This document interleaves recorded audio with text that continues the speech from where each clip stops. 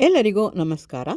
ಈ ದಿನ ಮತ್ತೊಂದು ಸ್ವಾರಸ್ಯಕರವಾದಂತಹ ವಿಡಿಯೋವನ್ನು ನಿಮ್ಮ ಮುಂದೆ ಇಡಲು ಇಷ್ಟಪಡ್ತಾ ಇದ್ದೀನಿ. ಅതെಂದರೆ ಶ್ರೀ ಜಗದ್ಗುರು ರೇವಣ ಸಿದ್ದೇಶ್ವರ ದೇವಸ್ಥಾನ, ಸುಕ್ಷೇತ್ರ, ರೇವಗಿ, ರಟ್ಕಲ್ ತಾಲೂಕು, ಕಲಬುರಗಿ ಜಿಲ್ಲೆಯ ಕಾಳಗಿ ತಾಲೂಕಿನ ಶ್ರೀ ಕ್ಷೇತ್ರ ರೇವಗಿ ರಟ್ಕಲ್ ರೇವಣ ಸಿದ್ದೇಶ್ವರ ದೇವಸ್ಥಾನ. ಬಹಳ ಮಹಿಮೆಯುಳ್ಳಂತಹ ಒಂದು ದೇವಸ್ಥಾನ. ಜೊತೆಗೆ ಒಂದು ಬೆಟ್ಟದ ಮೇಲೆ ಇರುವಂತಹ ಆ ರೇವಣಸಿದ್ದೇಶ್ವರ ದೇವಸ್ಥಾನ ತನ್ನ ಪ್ರಕೃತಿ ಸೌಂದರ್ಯಕ್ಕೂ ಕೂಡ ಅತ್ಯಂತ ಹೆಸರುವಾಸಿಯಾಗಿದೆ. ಹೋದಂತಹ ಭಕ್ತರಿಗೆ ಪ್ರಕೃತಿಯ ಒಂದು ಚೆಲುವು, ಜೊತೆಗೆ ಆಧ್ಯಾತ್ಮಿಕ ಭಕ್ತಿ ಕೂಡ ಮೂಡುವಂತಹ ಒಂದು ಸ್ಥಳ ಈ ರೇವಣಸಿದ್ದೇಶ್ವರ ದೇವಸ್ಥಾನ. ಉತ್ತರ ಕರ್ನಾಟಕದ ಅತ್ಯಂತ ಪ್ರಸಿದ್ಧ ಹಾಗೂ ಪವಿತ್ರ ಆಧ್ಯಾತ್ಮಿಕ ಕೇಂದ್ರಗಳಲ್ಲಿ ಒಂದಾಗಿದೆ. ಹಸಿರು ಪ್ರಕೃತಿಯ ಮಡಿನಲ್ಲಿರುವ ಈ ಗುಡ್ಡದ ಮೇಲಿನ ದೇವಾಲಯವು ಲಕ್ಷಾಂತರ ಭಕ್ತರ ಆರಾಧ್ಯ ದೈವವಾಗಿದ್ದು ಆಳವಾದ ಧಾರ್ಮಿಕ ಮಹತ್ವವನ್ನು ಹೊಂದಿದೆ. ಐತಿಹಾಸಿಕ ಮತ್ತು ಧಾರ್ಮಿಕ ಹಿನ್ನೆಲೆ: ಜಗದ್ಗುರು ರೇಣುಕಾಚಾರ್ಯರ ಅವತಾರ, ವೀರಶೈವ ಸಿದ್ಧಾಂತದ ಪಂಚಪೀಠಗಳ ಸ್ಥಾಪಕರಾದ ಜಗದ್ಗುರು ಶ್ರೀ ರೇವಣಾಚಾರ್ಯರೇ ಭೂಮಿಯ ಮೇಲೆ ಭಕ್ತಿ ಮಾರ್ಗವನ್ನು ಪ್ರಸಾರ ಮಾಡಲು ಶ್ರೀ ರೇವಣಸಿದ್ದೇಶ್ವರರಾಗಿ ಅವತರಿಸಿದರು ಎಂಬ ನಂಬಿಕೆ ಭಕ್ತರಲ್ಲಿ ಅಪಾರವಾಗಿದೆ. ಇದೊಂದು ಪುರಾತನ ಕ್ಷೇತ್ರ. ಇದು ಅತ್ಯಂತ ಹಳೆಯ ಮತ್ತು ಇಷ್ಟಾರ್ಥಗಳನ್ನು ಈಡೇರಿಸುವ ಜಾಗೃತ ಕ್ಷೇತ್ರವೆಂದು ಪ್ರಸಿದ್ಧಿಯಾಗಿದೆ. ಇಲ್ಲಿಗೆ ಕೇವಲ ಕರ್ನಾಟಕದ ಜನಗಳು ಮಾತ್ರವಲ್ಲದೆ ಮಹಾರಾಷ್ಟ್ರ, ಆಂಧ್ರ ಪ್ರದೇಶ, ತೆಲಂಗಾಣದಿಂದಲೂ ಕೂಡ ಸಹಸ್ರಾರು ಭಕ್ತರು ಇಲ್ಲಿಗೆ ಬಂದು ದರ್ಶನವನ್ನು ಮಾಡುತ್ತಾರೆ. ಶ್ರೀ ರೇವಣಸಿದ್ದೇಶ್ವರ ಗುಟ್ಟ ಸುಂದರವಾದ ಹಸಿರಿನ ಹೊದಿಕೆಯ ನಡುವೆ ಇರುವ ಎತ್ತರದ ವಿಹಂಗಮ ಗುಡ್ಡದ ಮೇಲೆ ಈ ದೇವಸ್ಥಾನವಿದೆ. ಪ್ರಕೃತಿ ಪ್ರೇಮಿಗಳಿಗೆ ಮತ್ತು ಆಧ್ಯಾತ್ಮಿಕ ಶಾಂತಿ ಹುಡುಕುವವರಿಗೆ ಇದು ಅತ್ಯುತ್ತಮವಾದಂತಹ ತಾಣವಾಗಿದೆ. ಇಲ್ಲಿರುವ ಬೃಹತ್ ಶಿವನ ಮೂರ್ತಿ, ರೇವಣಸಿದ್ದೇಶ್ವರ ಮೂರ್ತಿ ಹಾಗೂ ಹಳ್ಳಿಯ ಜೀವನವನ್ನು ಬಿಂಬಿಸುವ ರೈತರು ಮತ್ತು ಹಸುಗಳ ಪ್ರತಿಕೃತಿಗಳು ಭಕ್ತರ ಗಮನವನ್ನು ಸೆಳೆಯುತ್ತದೆ. ದೊಡ್ಡ ಗೋಶಾಲೆ: ದೇವಸ್ಥಾನದ ಆವರಣದಲ್ಲಿ 180ಕ್ಕೂ ಹೆಚ್ಚು ಹಸುಗಳನ್ನು ಪೋಷಣೆ ಮಾಡಲಾಗುತ್ತದೆ.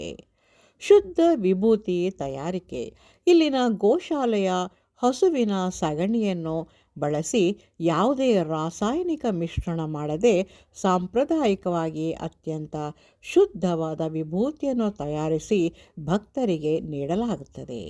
ದಾಸೋಹ ವ್ಯವಸ್ಥೆ: ಕ್ಷೇತ್ರಕ್ಕೆ ಬರುವ ಎಲ್ಲ ಭಕ್ತಾದಿಗಳಿಗೆ ಉಚಿತ ಪ್ರವಾಸ ಹಾಗೂ ವಸತಿ ಸೌಕರ್ಯವನ್ನು ಕೂಡ ಇಲ್ಲಿ ಕಲ್ಪಿಸಿಕೊಡಲಾಗಿದೆ. ಇಲ್ಲಿ ನಾವಾಗಲೇ ಮೇಲ್ಗಡೆಯಿಂದ ನೋಡ್ತಾ ಇದ್ವಿ, ಹಚ್ಚ ಹಸುರಿನ ಸುಂದರ ಒಂದು ಜಾಗವನ್ನು ಕೂಡ ಇಲ್ಲಿ ನೋಡ್ತಾ ಇದ್ವಿ. ಗಿಡ ಮರಗಳಿಂದ ಕೂಡಿರುವಂತಹ ಕಾಡಿನ ವಾತಾವರಣವನ್ನು ನೋಡಲು ನಮಗೆ ಕಾಣ್ತಾ ಇದೆ. ಅವತಾರ ಪುರುಷ: ರೇವಣಸಿದ್ದೇಶ್ವರರನ್ನು ಶಿವನ ಪರಮಾವತಾರ ಶ್ರೀ ಜಗದ್ಗುರು ರೇಣುಕಾಚಾರ್ಯರ ಪುನರ್ ಅವತಾರ ಎಂದು ನಂಬಲಾಗಿದೆ. ಸರ್ವಜನೋ ಸುಖಿನೋ ಭವಂತು ಇವರ ಪ್ರಮುಖ ಧ್ಯೇಯಗಳಲ್ಲಿ ಒಂದಾಗಿದೆ. ಜನರ ಕಷ್ಟಗಳನ್ನು ನಿವಾರಿಸಲು ರೇವಗಿ ರಟ್ಕಲ್ ಬೆಟ್ಟದ ಮೇಲೆ ಸ್ವಯಂ ಜ್ಯೋತಿ ರೂಪದಲ್ಲಿ ನೆಲೆಸಿದರಂತೆ.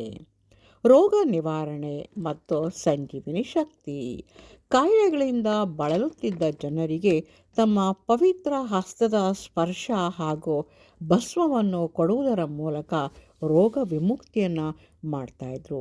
ಈ ರೀತಿ ಸಮಾಜ ಸುಧಾರಕರಾಗಿ ಸಮಾಜದಲ್ಲಿ ಕಷ್ಟ ಸುಖಗಳಿಗೆ ಸ್ಪಂದಿಸುವಂತಹ ಮಹಾನ್ ವ್ಯಕ್ತಿಯಾಗಿ ಇವರು ಇಲ್ಲಿ ಕಾಣಿಸ್ಕೊಳ್ತಾರೆ. ಈ ಒಂದು ಕ್ಷೇತ್ರವನ್ನು ಪ್ರತಿಯೊಬ್ಬರು ಕೂಡ ನಾವು ನೋಡಲೇಬೇಕು. ನಮ್ಮ ಎದುರುಗಡೆ ಒಂದು ಆ ದೇವರಿಗೆ ಅಲಂಕಾರ ಮಾಡೋಕ್ಕೋಸ್ಕರ ವೀಳ್ಯದೆಲೆಯಲ್ಲಿ ಒಂದು ಅಲಂಕಾರ ಮಾಡ್ತಾ ಇದ್ದಾರೆ, ಸಿದ್ಧಗೊಳಿಸ್ತಾ ಇದ್ದಾರೆ. ಒಂದು ಗೋಪುರ ಥರ ಸಿದ್ಧ ಮಾಡ್ತಾ ಇದ್ದಾರೆ. ಅದನ್ನು ದೇವರಿಗೆ ಅರ್ಪಿಸಿ ಅದನ್ನು ದೇವರಿಗೆ ತೊಡಿಸಿ ಅಲ್ಲಿ ಪೂಜೆಗಳನ್ನು ಮಾಡಲಾಗುತ್ತದೆ. ಅತ್ಯಂತ ನಂಬಿಕೆಯುಳ್ಳಂತಹ ಭಕ್ತರಿಗೆ ಅತ್ಯಂತ ಇಷ್ಟವಾಗುವಂತಹ ಒಂದು ಪವಿತ್ರವಾದಂಥ ಒಂದು ಜಾಗ. ನಾವೀಗ ದೇವಾಲಯದ ಒಳಗಿನ ಒಂದು ಸ್ಥಳವನ್ನು ನೋಡ್ತಾ ಇದ್ದೀವಿ. ಇಲ್ಲಿ ವಿಶಾಲವಾದಂತಹ ಒಂದು ಗರ್ಭಗುಡಿಯ ಮುಂದಿನ ಒಂದು ಹಜಾರ ಥರ ಕಾಣಿಸ್ತಾ ಇದೆ ನಮಗೆ. ಎದುರುಗಡೆ ರೇವಣ ಸಿದ್ದೇಶ್ವರರ ಒಂದು ಪ್ರತಿಮೆ ಕೂಡ ಇಲ್ಲಿ ಕಾಣಿಸ್ತಾ ಇದೆ. ವಿಗ್ರಹಗಳನ್ನ ಕಾಣಿಸ್ತಾ ಇದೆ. ಅಲ್ಲಿ ಪೂಜೆಯನ್ನು ಕೂಡ ಮಾಡ್ತಾ ಇರೋದನ್ನು ಕೂಡ ನಾವು ನೋಡಿ ಕಣ್ತುಂಬಿಕೊಂಡು ಭಕ್ತಿಯ ಭಾವದಿಂದ ನಾವು ಧನ್ಯರಾಗುತ್ತೇವೆ. ಅಷ್ಟು ಸುಂದರವಾದಂತಹ ಒಂದು ಮೂರ್ತಿಯ ವಿಗ್ರಹವನ್ನು ನಮಗಿಲ್ಲಿ ನೋಡಬಹುದು. ಇಡೀ ಬೆಳ್ಳಿಯಲ್ಲಿ ಮಾಡಲಾಗಿರುವಂತಹ ಆ ಮೂರ್ತಿಗಳನ್ನು ನಾವು ಎಷ್ಟು ನೋಡಿದರೂ ಕೂಡ ಸಾಲದು ಎನಿಸುವಂತಹ ಒಂದು ಭಕ್ತಿಭಾವ ಇಲ್ಲಿ ಮೂಡುತ್ತದೆ. ಆರತಿ ಬೆಳಗಿ ಇಲ್ಲಿ ಗಂಟೆಯನ್ನು ಬಾರಿಸ್ಕೊಂಡು ಆರತಿಯನ್ನು ಮಾಡ್ತಾ ಇರೋಂಥ ಒಂದು ದೃಶ್ಯ ಅತ್ಯಂತ ಭಕ್ತಿಪೂರ್ವಕವಾದ ಒಂದು ವಾತಾವರಣವನ್ನು ಇಲ್ಲಿ ಕಲ್ಪಿಸಿಕೊಡ್ತಾ ಇದೆ. ನಂಬಿ ಬಂದವರ ಪಾಲಿನ ಆರಾಧ್ಯ ದೈವ ಈ ರಟ್ಕಲ್ ರೇವಣ ಸಿದ್ದೇಶ್ವರ. ಗುಡ್ಡದ ಮೇಲಿನ ದೇಗುಲವೇ ಪ್ರಮುಖ ಆಕರ್ಷಣೆ. ಜೊತೆಗೆ ಸುತ್ತಲಿನ ಒಂದು ಕಾಡಿನ ಒಂದು ವಾತಾವರಣ, ಮರ ಗಿಡಗಳು ಅನ್ನೋ ಹಸುರಿನ ಒಂದು ವಾತಾವರಣ ಕೂಡ ಎಲ್ಲರ ಮನಸ್ಸಿಗೆ ನೆಮ್ಮದಿಯನ್ನು ಕೊಡುತ್ತೆ. ಇಲ್ಲಿ ಪ್ರತಿಯೊಂದು ಸ್ಥಳವೂ ಕೂಡ ಭಕ್ತರಿಗೆ ವಿಶ್ರಾಂತಿಯನ್ನು ಕೊಡುವಂತಹದ್ದು ಅಥವಾ ಭಕ್ತಿಭಾವವನ್ನು ಮೂಡಿಸುವಂತಹ ಒಂದು ಜಾಗ ಇದಾಗಿದೆ. ದೂರದಿಂದ ಬಂದಂತಹ ಭಕ್ತರಿಗೆ ವಸತಿ ಸೌಕರ್ಯವನ್ನು ಕಲ್ಪಿಸಿಕೊಟ್ಟಿದ್ದಾರೆ.